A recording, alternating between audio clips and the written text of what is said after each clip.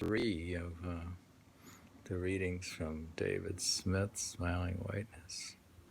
Since life is short, very short, but Jeremy's homeward is very long, so I better hurry up and read the book, because who knows how long life lasts. When you're going to finish reading it. Ode to my new girlfriend. When I am with you, my soul soars effortlessly through the universe. I slumber in a state of bliss, only to waken with newfound powers. I'm intoxicated by your sweet fragrance, and in your presence, misspelling there. Typo. In your presence, my skin softens and becomes full of luster.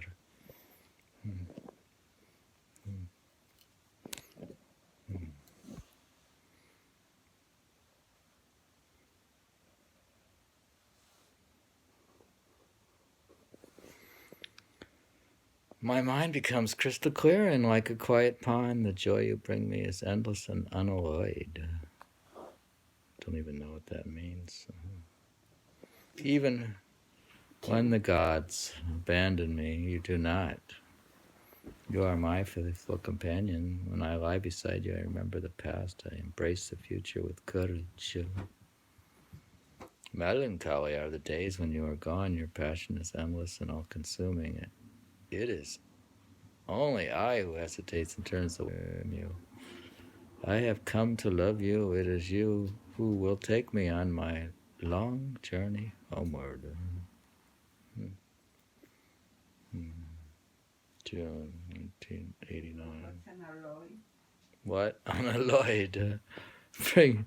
Unalloyed metals are the ones who mix together. Unalloyed. Let's say still it's alloyed because you put iron with.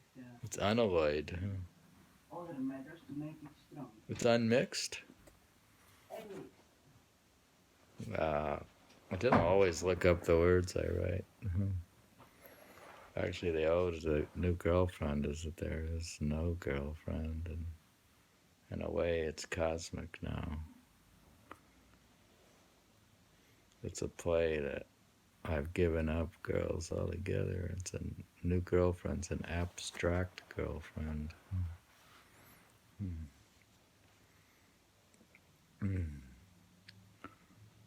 Spectacular surges of power shot through my arms and back. The journey led to feelings of invincibility. The journey was amplified by overflowing fountains of joy. The secret of secrecy was breached, but I had been warned. The charisma of the two big secrets led to the inspiration of men. With the advent of power rose the challenge of nature. Exercise of will in the quagmires of fate. Vanquish power in the sublimity of humility. God knows what that means. How could it, if the author doesn't know what it means? The author is not. July 29, 1889, on a trip to Madeline Island to Minneapolis by David Bliss. That's that pen name again. Never really used it. Actually, interesting, I had gone to Madeline Island, I think, and actually later on, how did that happen? Later on, I actually went back to Madeline Island in a cross-country, upper Michigan trip with Kathy, and I went back to Madeline Island in, I don't know which year, but it's 2010 or something like that. I don't know when. I went back to Minneapolis once. Saying goodbye to Mexico. I went alone to Mexico, actually, on a trip while I was living in Minneapolis.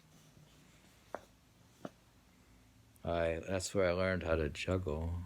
I lie receding into the eye center, while music came to my eyes from the distance with its attraction, though I lie content, as it were, knowing that I love music from a distance. Just how distant it can be and what lies beyond where it becomes silent. The ocean waves crash against the sound of Spanish trumpets as rock and roll beats shout while white people dance in the night. The roar of the ocean lashes again away at the music, like the music of the spheres flexing its muscles and creating one more free individual. I thought of intellectual Ellen, the Swedish girl, as I began to notice my reflections, but still wishing to go beyond the mental circular wave. She had the universal curve which we believe to encompass all creation, but I know that in the stillness lies the bliss. I thought of where to go for dinner, but with the Spanish trumpets blasting, I rested my thoughts and decided to follow the sound. They stopped, but then they started again, to my encouragement. But why so whimsical, with moods turning on a note and feelings changing upon a sight? And yet it was the waves that I was going. It was the waves that I was going to, and was it the sound of the waves or not the waves themselves? Was I tired of something and totally content with it? And what I loved was changing. I loved the Spanish musicians, and I knew they must have known to some great degree that I loved them. Why was I here? To meet someone or to say goodbye to someone? I didn't come here alone, and I did not leave here alone, and yet I didn't come here alone, and yet I will not return with who I came with. Nevertheless, it will be a gentle and pleasant goodbye. David Smith, Mexico, December 1998. Remember, there was this chess convention in Polgar. This young girl, a chess player. I went to a chess match.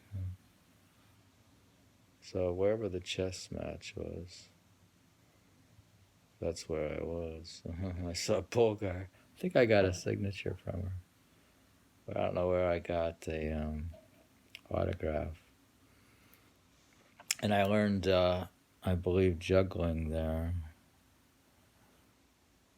from some guy on the beach. He used to put sand in tennis balls. You cut a little hole and you put sand in. It puts a little weight in the bottom because you need a weight. And, I stayed in this sort of high-rise which had a balcony, and so I could go out on the balcony to meditate and look at the ocean, and I heard the sound coming from a distance. And I think I did. Where do they do that? Where you fly up in the air? It was just a vacation, I think. Intellectual Allen is a word I just made up for combining intellect with Allen. They had a lot of Swedish girls in Minneapolis, a lot of blondes. Yeah, beautiful too.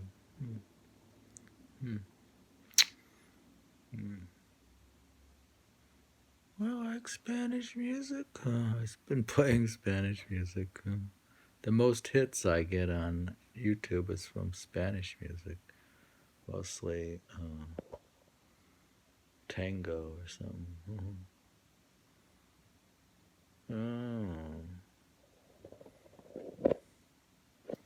Part 3.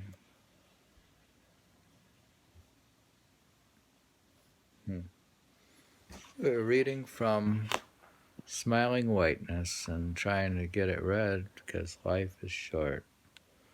And it wouldn't get read if I waited too long because life could be short. Though you say, oh, you're very young, but that's an illusion. I may be very old.